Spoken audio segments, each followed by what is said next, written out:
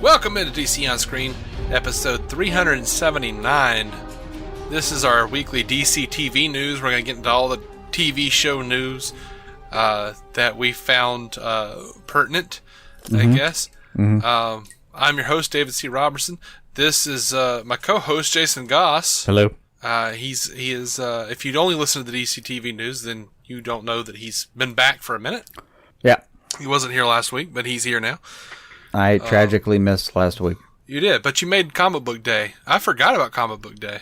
Myself. I did. I woke up to a bunch of posts about Comic Book Day and went, oh, yeah.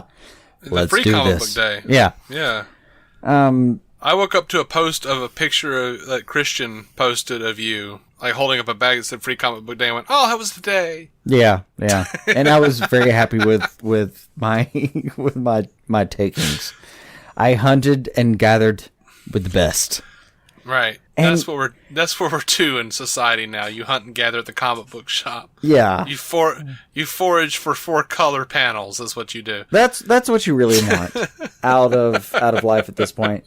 You want to make sure you get the highest degree of fiction for the lowest amount of money. Yeah. And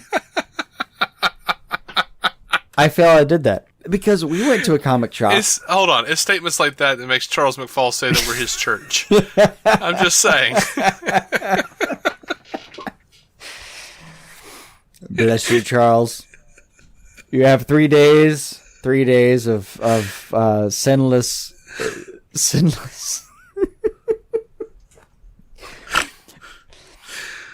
You can go sinless for 3 days, is what I'm saying. We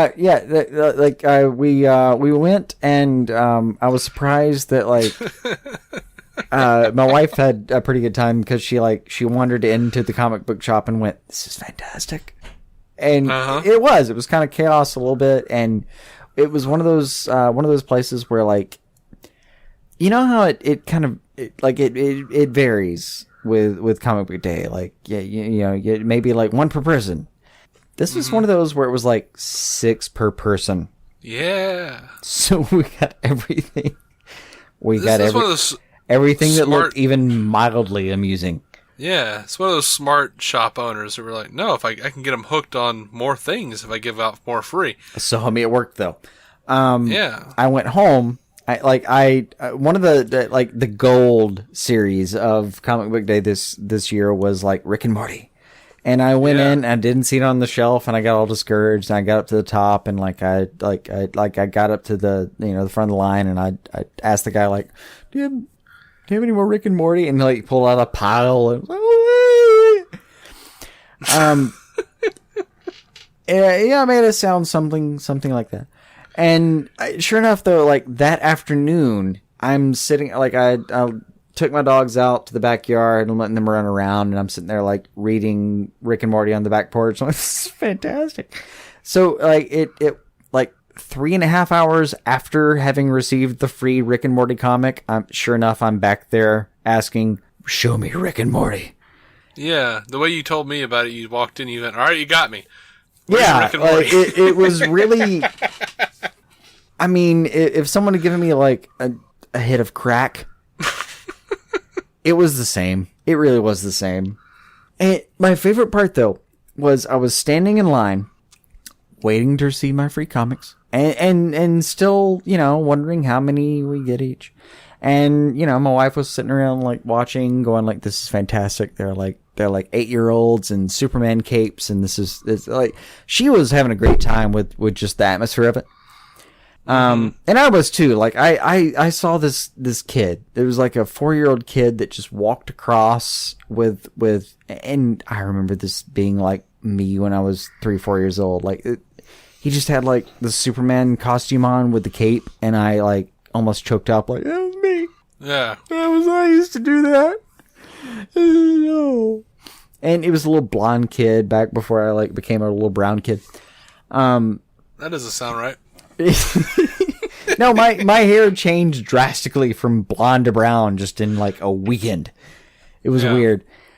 But I was sitting there in line, and I sat there and I heard this conversation from what was probably a group of 20, 21-year-olds where like they sat there and they were talking about intellectual properties and something about like, what would you do if you like had Spider-Man's like first issue and like it's like you had the intellectual property.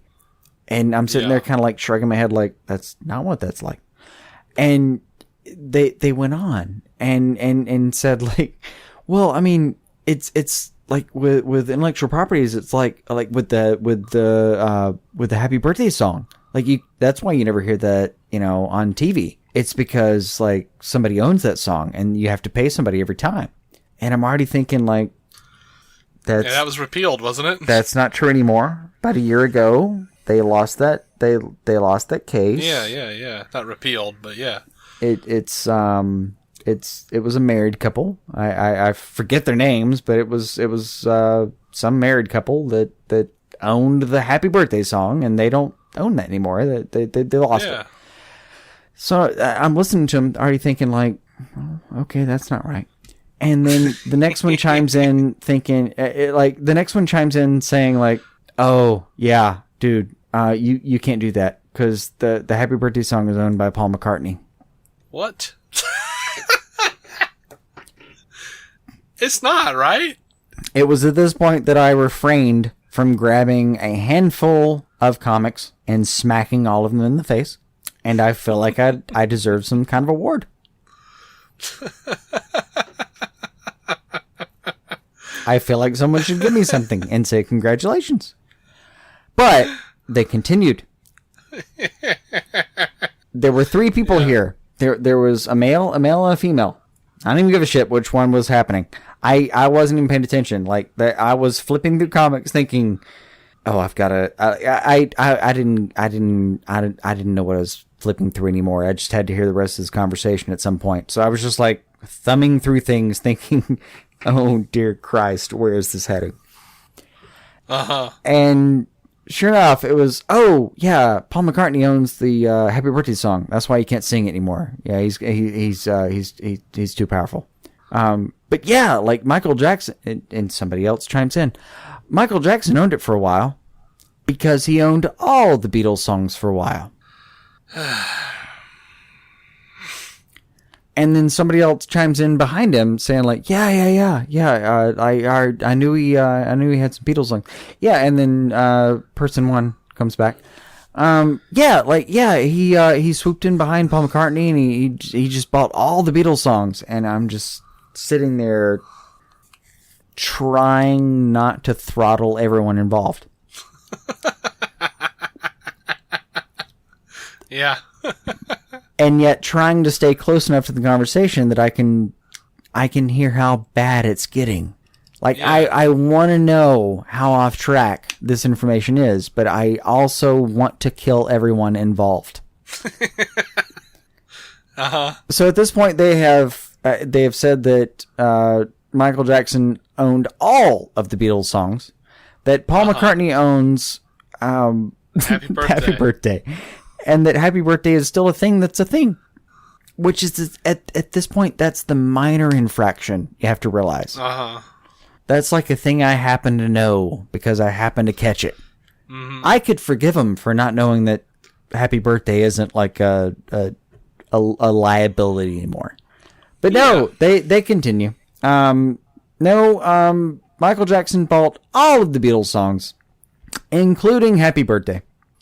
Mm-hmm. And that's why Michael Jackson and Paul McCartney didn't get along for so long.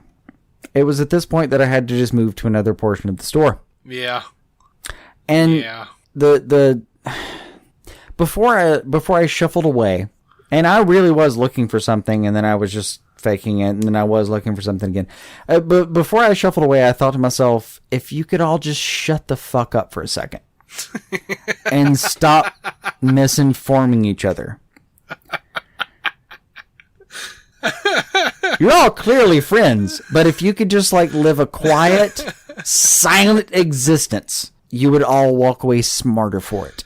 It's like people like that. You remember the guy we used to work with? This guy, I won't say his name, but we worked with this guy, and he knew that we were into this stuff, and we'd like walk in, and he'd just like like, oh man, did you hear the newest thing about about Avengers? Like, no. Oh man, it's gonna have they're gonna bring in the Starjammers. What? What are you talking about? Yeah, I think I know what you're talking about. Remember the Starjammers, from the Ninja Turtles? Yeah. What are you talking about? Or no, man, the X-Men. They're gonna. Oh, the Corsair. Yeah, that they thing. don't have the rights to Corsair. No, man, I heard that they made a secret, underhanded deal with Fox, and they're gonna bring it. They're totally it's happening.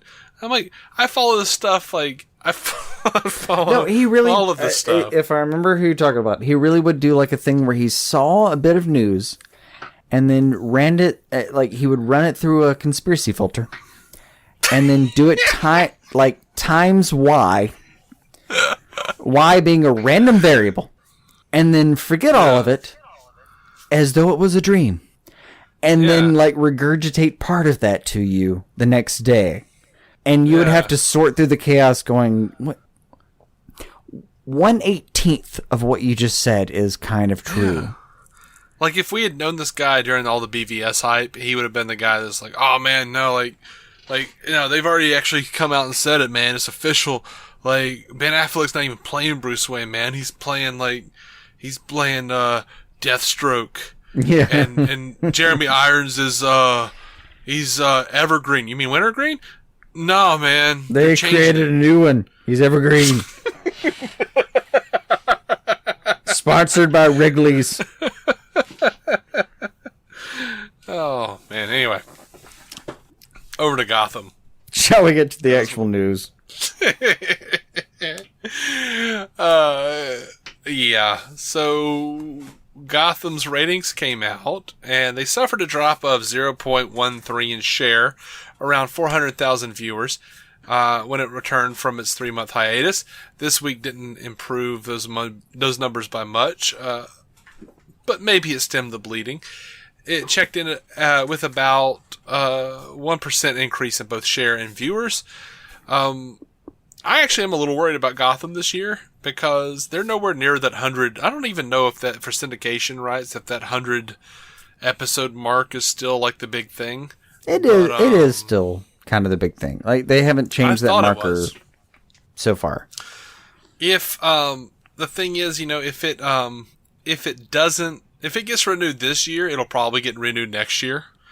Just this year as a product of momentum to get to that mark. Yeah.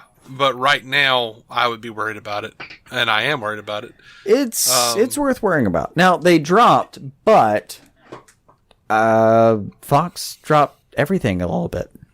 Yeah, and, apparently there's been a lot of hum-ha about the fact that apparently a lot of Gotham's viewers didn't know it was back. Yeah. From the hiatus. So they might just keep it and, fix the marketing a little bit, or hey, maybe not go away for 3 months. They might fix that pattern next year. Yeah And they've had problems like this the entirety of their run, where they just don't know what pattern to release the thing in. So and look, this isn't again, I always say this doesn't account for the +7 numbers. This doesn't account for streaming. We thought it was on the verge of being canceled last year, and then they whipped the big dick of 10 million viewers out on us, and we went, okay, well, they're back. Yeah, same with Lucifer. We thought, no way, and then there it was. Speaking of which, though, Lucifer's numbers did take a hit. The return from the hiatus didn't show up big in the numbers. It took nearly a 20% hit in both shares and viewers. That represents a season 2 low in viewers by just a small margin, but isn't quite a low in share. It should be noted that the other episode that performed this poorly this season aired on Halloween. That's pretty bad. Yeah. But again, I don't think they knew it was back. They have to be able to get in the groove. Yeah. Now, So sadly, 2, we've got another month and some change of Gotham and Lucifer. Sure. So they've got plenty of time to kind of get back in the groove of viewers. I mean, really, yeah, plenty of time. They just came back when it really comes down to it. Yeah. Now, episode 216 of Lucifer is going to spend some time solving a murder in an insane asylum where Lucifer will encounter God Johnson, a man claiming to be God himself and therefore Lucifer's father. Lucifer will struggle with whether this man is who he says he is, while he and Chloe try to solve the murder of the week. I can't say God Johnson without thinking of Zach Brannigan. God Johnson. I just keep thinking it's a name a frat boy gave his penis. Moving on. Every single time. You're probably right. Me and I had this friend in college, and we were invited to this party that one of our friends was throwing in a dorm, and we went, and we kind of looked around, and he was like, "What's wrong?" And we were like, "Is this a frat party?" And he was like, "Yes, my frat. I just joined." And we were like, really? And he was like, yeah. I'm like, we gotta leave now. It was really weird, man. It's like a bunch of grown dudes, like drunk and hugging each other and singing country songs and stuff. Like really good country songs. Yeah. It was real weird. And like just bored girls with way too much makeup on, sitting on the bed looking like they wanted to die. Yeah, you walked into the male bonding portion of the frat party, and that is something you have to be there from the get-go, or it is just not going to work for you. And here's the thing, like he said, hey, you guys should come to my party, but be cool. Dress like you're cool and stuff, and we just thought that was funny. Because we kind of thought he was a joke anyway. I've never known what that means. We never took him seriously since he told us to go watch Dreamcatcher, and that was he said it was the best movie he'd ever seen. It was a terrible movie. It was awful. So we just kind of harassed him after that. So when he very ardently told us to be cool, Jeremy dressed in all girls clothing, and I went with I had Vulcan ears on and a phaser. Fantastic. In my hand. He was very upset with us. Screw him. That's fantastic. It was amazing. Yeah. And he was even angrier that one of his frat brothers was like, "Hey man, is that an effing phaser?" And I was like, "Yeah, it is." And he was like, "Badass." I stand by it. This guy stopped making out with his girlfriend to give a shout out to the phaser. Yeah. That's the right thing to do, though. It is. Anyway. I mean, in college, it's low percentage that this is the woman you're going to marry. Somebody walks in with Vulcan ears and a phaser. If you stop and go, wait, is that a phaser? Yeah. Hey, one girl I dated, I really wanted to play Mortal Kombat, so when we stopped making out long enough for her to get up and go to the bathroom, I hurried up and turned on my PlayStation 2 and pulled up Mortal Kombat Deception or whatever it was. Mm-hmm. So when she came back, she was like, "Oh, what are you doing?" But within 5 minutes, I'd hooked her, and we played Mortal Kombat for 3 hours, and it was glorious. It totally hooked her. My plan worked. I mean, you can only make out for so long before your jaw hurts. Let's do something else. I think glorious on both sides. Yeah. Yeah. So anyway, moving back on to Lucifer. Yep. Maze apparently isn't going to be happy about Lucifer's by the way. Yeah, I know. Not happy about Lucifer's plans. Joe Henderson says Maze has been on the outside of a lot of what Lucifer's been doing this entire season, and in particular these last few episodes. So when she finds out what he's up to, she's pissed. What is he up to? And I'm not sure, but she's been pissed before, and she always sides with him. It's just going to be one of those things where it's half an episode, I think. I mean, really, it's going to be her being a little pissy for a second and then siding with him. Because she does ultimately side with him, and he does ultimately side with her. They are a pair. Most of the time, sure. Over to Supergirl. Andrew Kreisberg was talking about General Zod. He doesn't have a lot of screen time, so I can't say our interpretation is as nuanced as either Terrence Stamp or Michael Shannon. but we did one thing to put our own stamp on it, at least visually. He says that General Zod's costume will take a page out of the older Nazi uniform that he used to wear, which is very cool. Zod's going to show up in the finale with Tyler Hoechlin as Superman and Cat Grant showing up, Callista Flockhart. I saw the Zod costume in the set pics that popped out, that dropped or whatever. It looked like the old Kryptonian outfits to me. I wasn't, overly impressed or anything. I was like, yeah, it looks like the old thing they did before. But whatever. General Zod's a fun character. He always most is. of the time. So, I was a little annoyed they didn't mention the Smallville Zod. The Smallville Zod was fun. He was. I liked that guy. He was good. And he had a lot of screen time. More screen time than Shannon, for God's sake. I mean, Oh, yeah. Yeah, he did. And I enjoyed him more than probably any General Zod I've seen. And I know that's probably a terrible thing to say, and people are going to be mad. I'm sure there's blasphemy at hand, but no, he was really interesting as Zod. He was good. And he has one of my favorite names of all time. Callum Blue. How do you not like that? Yeah. My name is Callum Blue. Yeah. What? Deal with it, bitches. Seriously? Yeah, he did a good job. I liked Callum Blue as Zod. Yeah. But I'm not gonna often be like, I prefer the Smallville version to this. But no, I liked him. He did. He had a lot of character. He had a lot of. I like that actor, and they had for somebody who's kind of diminutive in his physical nature, they put him in a lot of spaces where he dominates a room in a way that's it's very impressive. Yeah, I would say Terrence Stamp is more iconic, and I would say Michael Shannon is more visceral.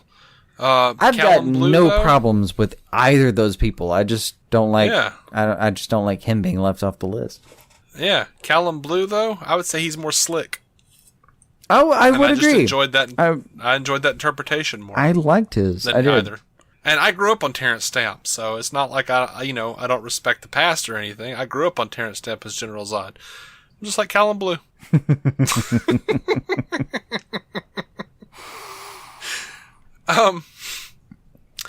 So Kara and Mon-El might be facing some trouble with Rhea. Kreisberg says, one thing we'll ask, where exactly do Mon-El's loyalties lie? I thought that was already pretty much established, but whatever. He said he's already made the decision to stick with Kara over his family. See, I told you. But is he going to be able to abide by that? Unfortunately, I got the feeling they were going to bring that back up. Yeah, because it can't just be definitive about a thing. Of course not. Kreisberg also says Lena is very firmly on Kara Danvers' side, but is she on Supergirl's side? That's an interesting question that gets asked. We love their relationship and we think they're great together. We have some great plans for next season in terms of exploring that relationship and having it travel to new places. I feel like that is specifically worded to freaking make the people who are freaking out and saying that Kara and Lena should be together. I feel like that is specifically aimed at them. That wording. I don't think so in particular, I guess. I just... He says, we think they're great together. We have some great plans for next season in terms of exploring that relationship and having it traveled in new places. I don't know, man. I feel like it's a red herring. I feel like it's crap. No, I mean... But I also feel like they're toying with people. What I want from it is the same thing I got from Smallville, though, with Lex and Clark being good friends for several seasons. That's what I'm hoping for. That's what I really want out of it. Yeah, I'm just saying. I think that wording is meant to bait people into thinking something else is going to happen. That's not going to happen. I hope they're just baiting people into thinking end of the season they're gonna see each other's value and form a friendship, and we're gonna get this Lena Kara thing that's kind of Lex and Clark. Yeah, but, importantly, I don't want it to be Lex and Clark, as in 7 years and we still don't know who the other person is kind of thing. I don't want that either. Like, Lena and Kara don't have a...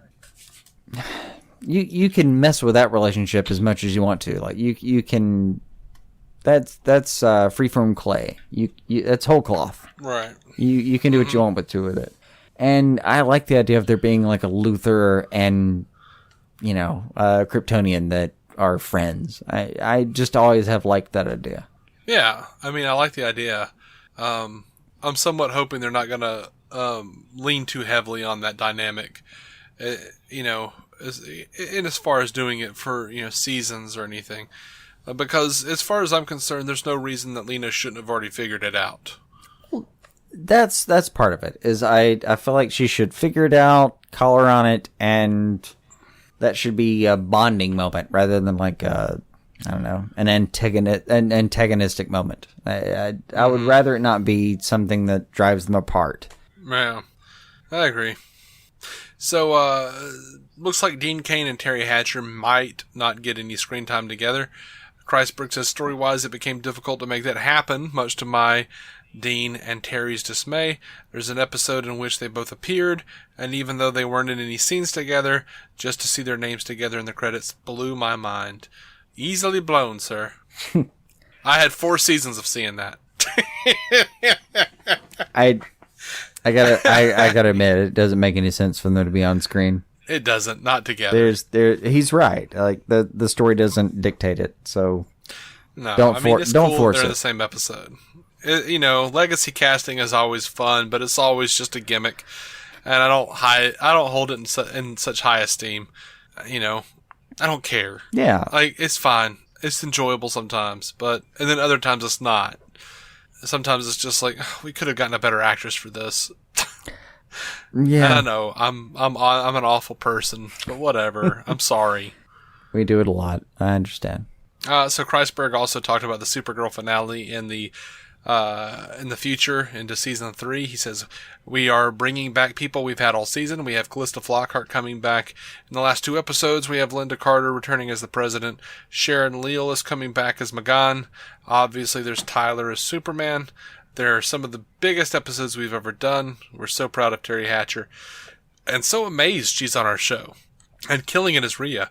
There is a feature film quality finale with huge guest stars, stunts, and visual effects. We will get a glimpse of the season 3 villain in the finale, which we're also excited about. Also on Hecklin's return, he said, the show is called Supergirl, so our Superman is here in service of Supergirl. He's her family, he's her conscience, he's her mentor. There's also some very cool scenes between the two of them.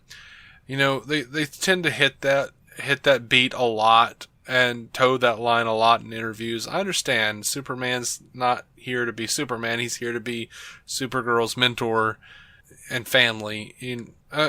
That's clear. I'm not worried about Superman overshadowing Kara at this point on her own show. I'm worried that poor writing is going to overshadow Supergirl on her own show at this point.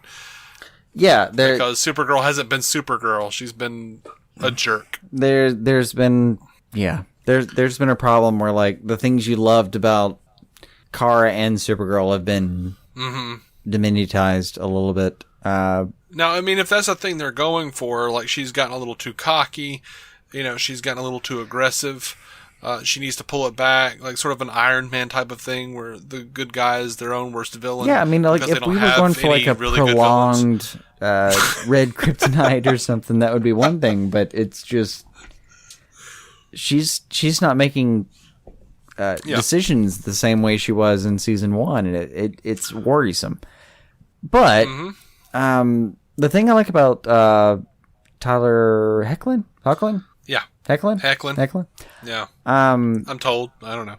I'm going to go with Tyler Hecklin. Is he does have a very like supportive presence without kind of trying to take over the frame. He when we've seen him, he's very much on the show without taking over Supergirl, Mm-hmm. It's a hard line to toe, and I feel like he does it very well. Yeah. I like him as Superman. I like the way I've liked the way they have presented him thus far. It's a lot better to have sort of a, I don't want to say diminutive, more of a subdued in characteristic Superman who, can serve as a mentor for Kara, who can serve as, a family member who's there to help her through hard times, while at the same time serving as an icon to the world and as an icon to the audience members who are watching, like, oh, that's Superman. Yeah. And he does a great job as Superman. He doesn't have this, like, I want to say, like, Captain Atom, Booster Gold arrogance, that might like take over the show and make it about Superman. It's still Supergirl's show, and he does a great job of like subdued is a great word for it. Yeah, and I think another actor or just a couple of inches in another direction in writing, a misdirection of lines might push that over the edge and make us feel like that's not, what we really were looking for in a Supergirl show. Yeah, I do think, it's a tight wire. Like, if it was Nathan Fillion, we'd be thinking, oh, what a douche. Taking over this show that way. Yeah. Well, maybe. Unless he was cast as Booster Gold and we're like, oh, he's supposed to take over the show that way. But like, yeah, if he was, if it was like his kind of persona, Yeah, I'm happy so far with the direction they've taken, because either way, you can't have Superman be too much of, I don't know, too subdued, because then it's like he's not Superman. No, he has to be confident and noble, but he can't be, and he has to be incredibly humble, but he can't be I don't know, mitigated, intimidating, he can't be the kind of person who falls into the background, but he has to stand beside anybody. But I just think this Superman can't step ahead of him. Yeah, it's a weird thing to describe, but yeah, I think they've done a great job with it. Yeah, I'd be proud too. Right? They might be a little too proud, but I'd be proud too. So the Supergirl finale will apparently be called "Nevertheless She Persisted," a reference to the recent ongoings between Senate Majority Leader Mitch McConnell and his pull quote following the silencing vote of Elizabeth Warren during the debate over Jeff Sessions' confirmation for Attorney General.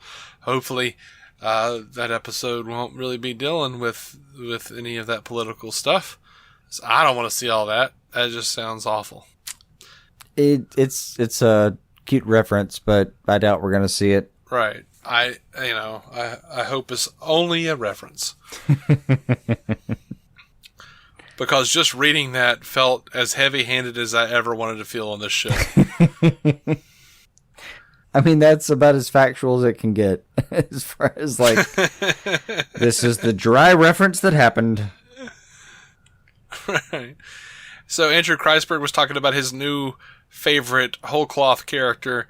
He says, I had previously been most proud of Dig, now it's definitely Alex. I think that we're just the lucky guys and girls who get to tell this leg of the character's journeys. You sort of just hope that you can add to it and add to the collective story that is told over so many decades. The idea, like with Green Arrow, that John Diggle has become part of his universe. Now Diggle is in the comic books, not written by us. People have just embraced that character. Absolutely. I think as a creator, you always hope that you invent Harley Quinn. Oh, you want to, how does Smith put it? Put a new spoke in the wheel? Add another spoke to the wheel, yeah. Kreisberg continues, and that future generations of Green Arrow storytellers might have John Diggle as part of his world is just so cool to us. Similarly, with Alex, that Supergirl has never really had a sister before, and yet hopefully now people feel that relationship is almost indispensable to interpretations of her.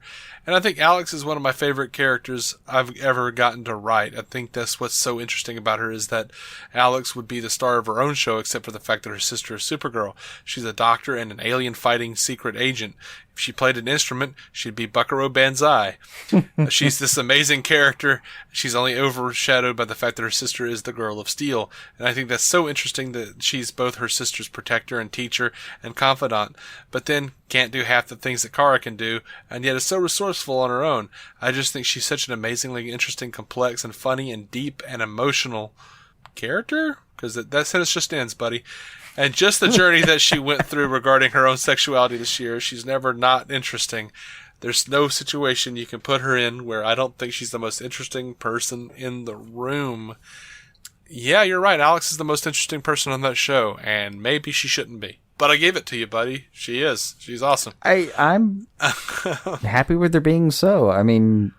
Yeah, I mean, I'll deal with it. It's fine. Like, Supergirl / Kara is kind of ostensibly the reason we watch the show, but you want other reasons to watch the show, and yeah, Alex is a great character. What's weird is, he's right, is that, hopefully Alex is going to be one of those indispensable things to interpretations of Supergirl. But, I do kind of hope she shows up in some of the books sometime.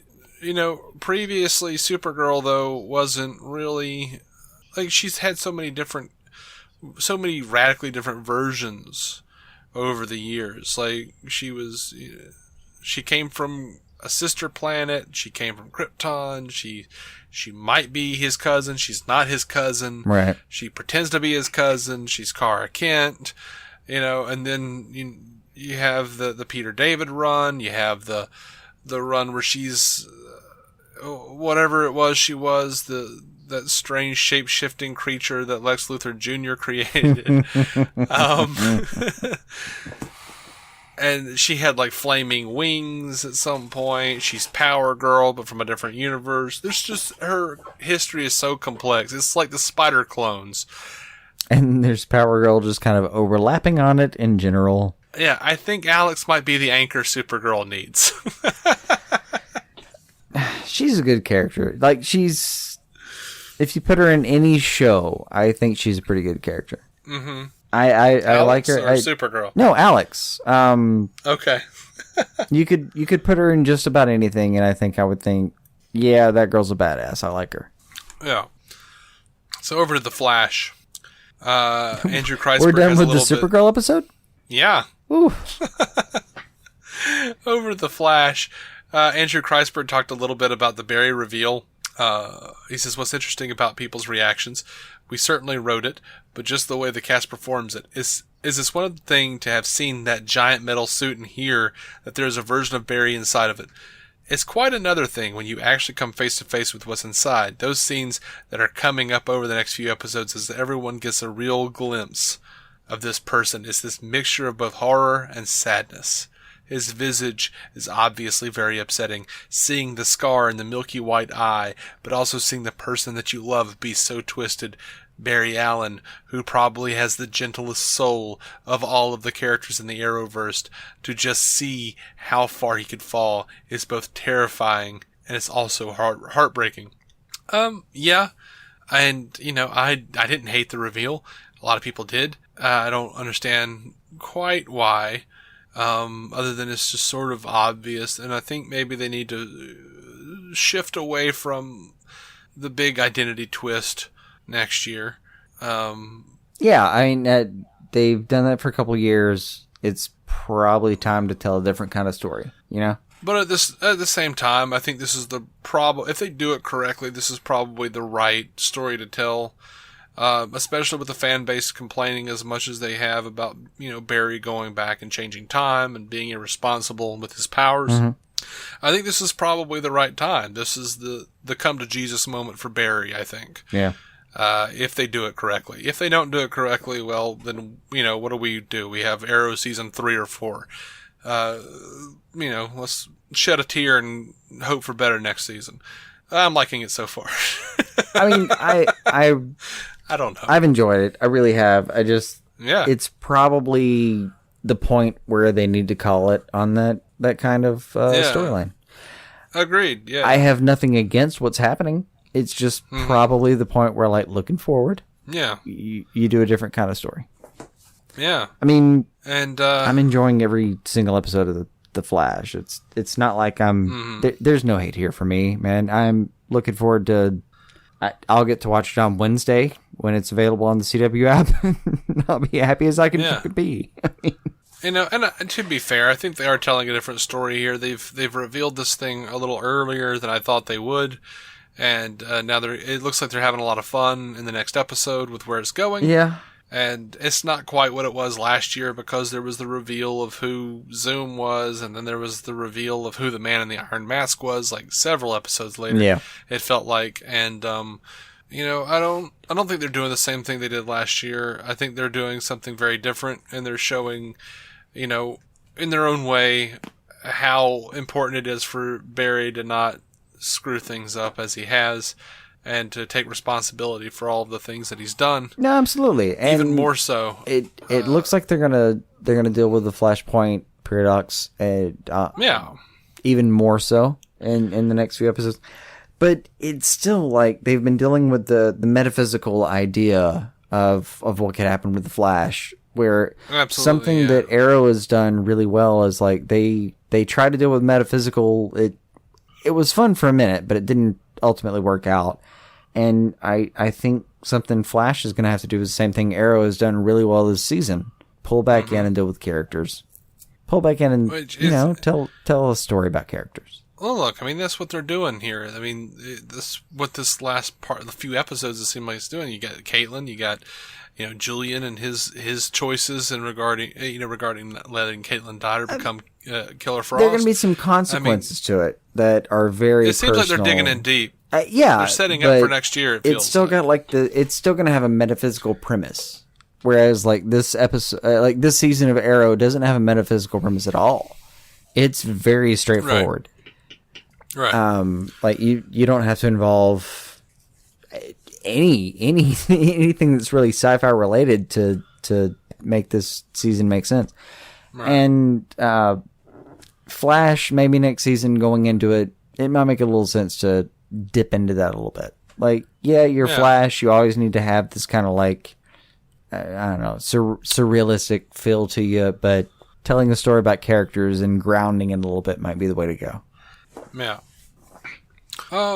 So yeah, now referring to the message that 2024 Barry leaves to the Legends of Tomorrow, Andrew Kreisberg says, someone does point out that suddenly that message makes a lot of sense.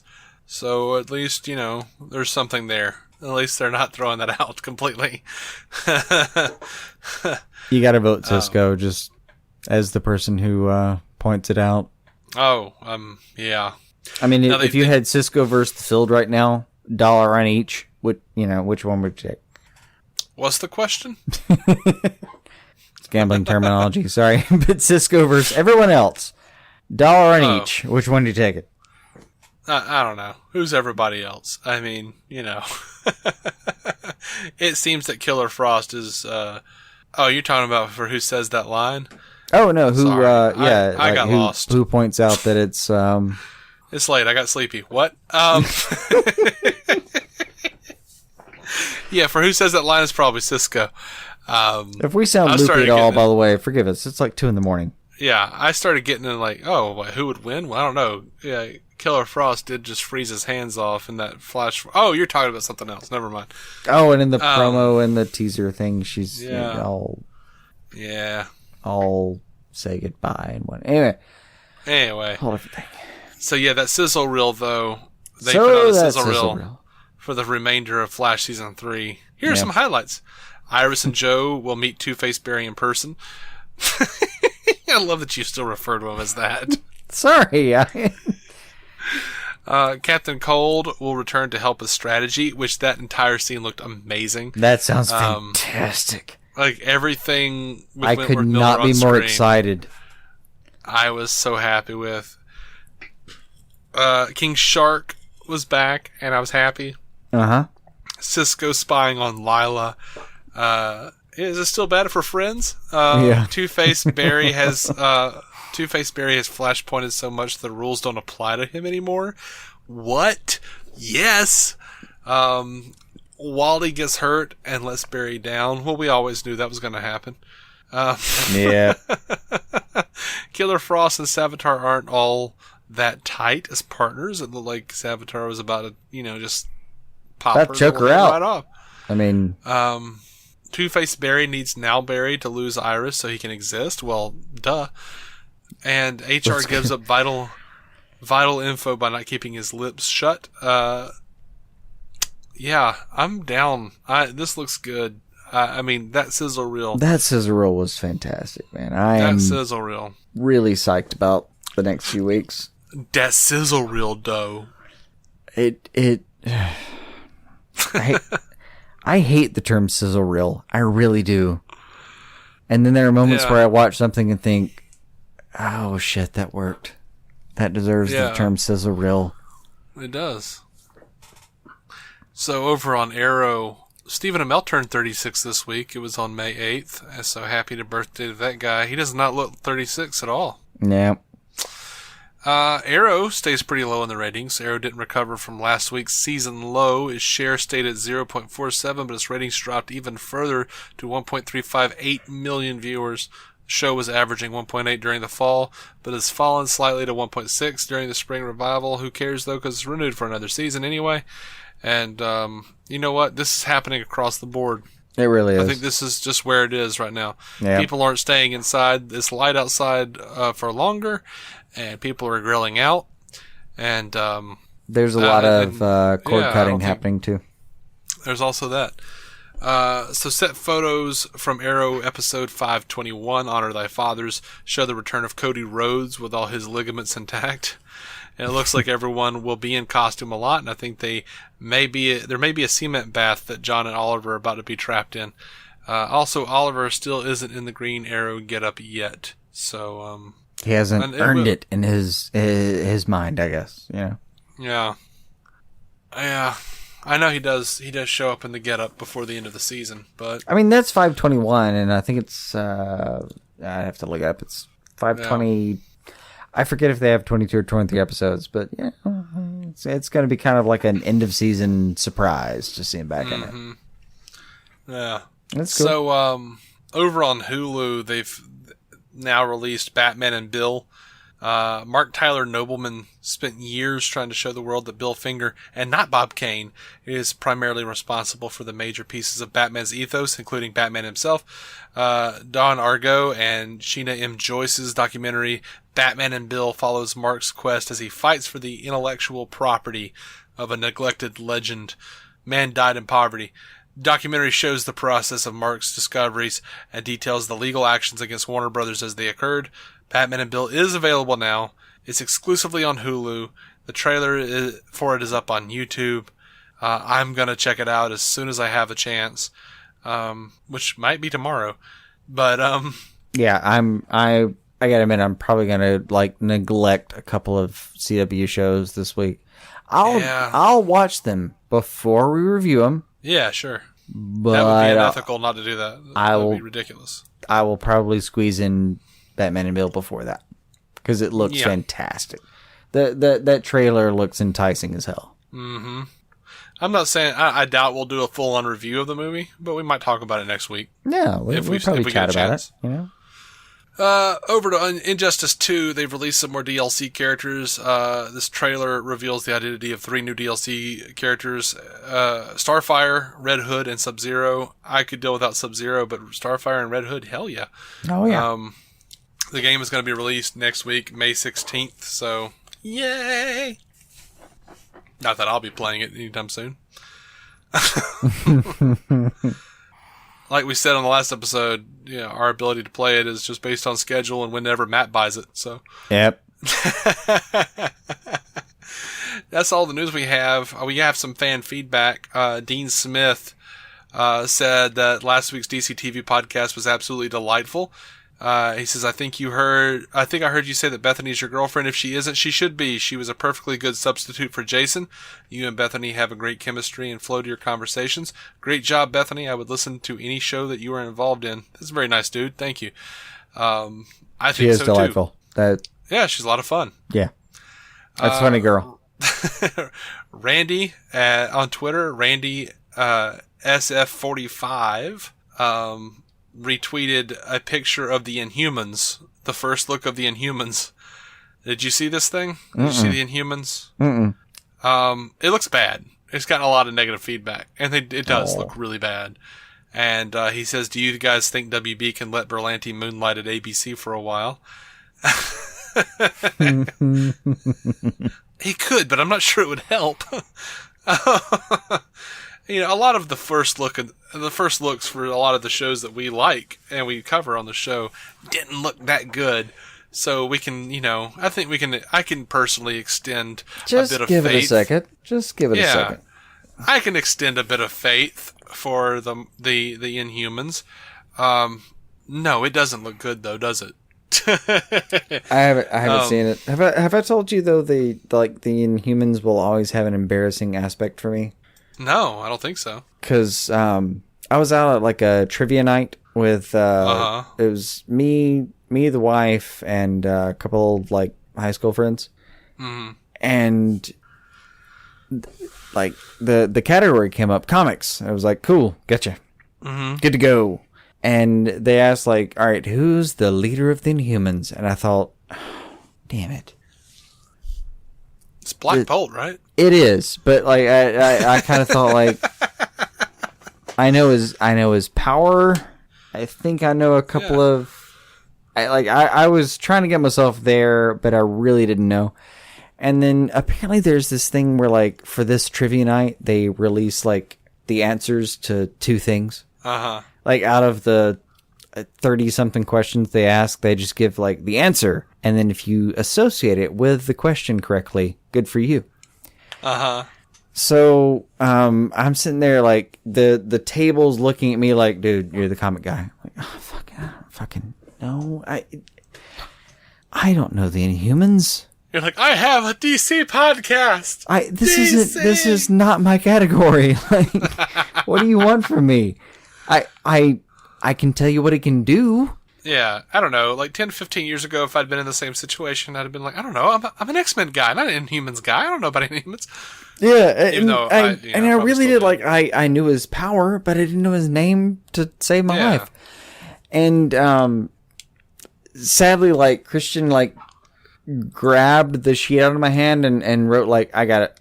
And wrote like Black Bolt down and sent it in with like in like trivia nights you can pick the amount of certainty like 963 or whatever, and she like wrote it down with like 9 and sent it in and kind of looked at me. I was like, how in the hell would you know that? She's like, oh yeah, it was released early. Like it was one of those moments where I was like, why would you know that? And she kind of went, okay, so those 2 words could only possibly be a comic book character, and I read them earlier today. Like, your logic's not wrong. It's just, damn it. Yeah, it's impressive. Yeah, I mean, she was right. She was absolutely right. Sure. One more piece of fan feedback comes from algranite on Twitter. It says, thanks guys. You pointed out Katie McGrath's English accent, and now I hear it slipping in and out, seemingly with every line.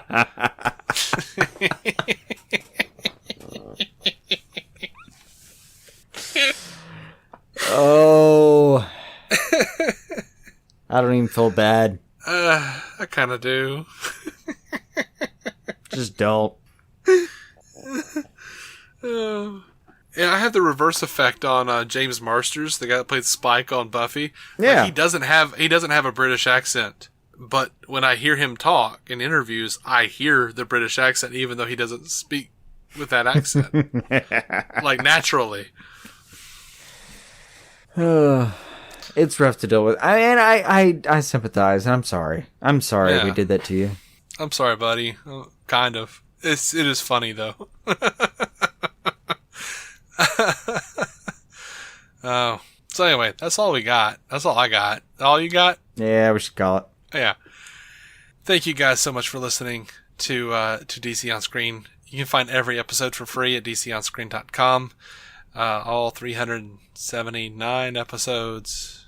So many episodes. We're proud members of the Giant Size Team Up Network, giantsizeteamup.com, for all those cool shows over there. And we're going to be coming back with reviews of Gotham and Lucifer and Supergirl and The Flash and Arrow. You know the drill. And then we'll come back again next week with more pretty much the same thing. DCEU and DCTV news. We don't change too much. Yeah. Stuck in our ways. We have a pretty straightforward routine for the next few weeks. Yeah. And then, we might go a little nuts. But, importantly... We might go nuts and go watch Wonder Woman. Yeah. And then we'll review it. But, importantly, guys, until next time, keep some DC on your screen.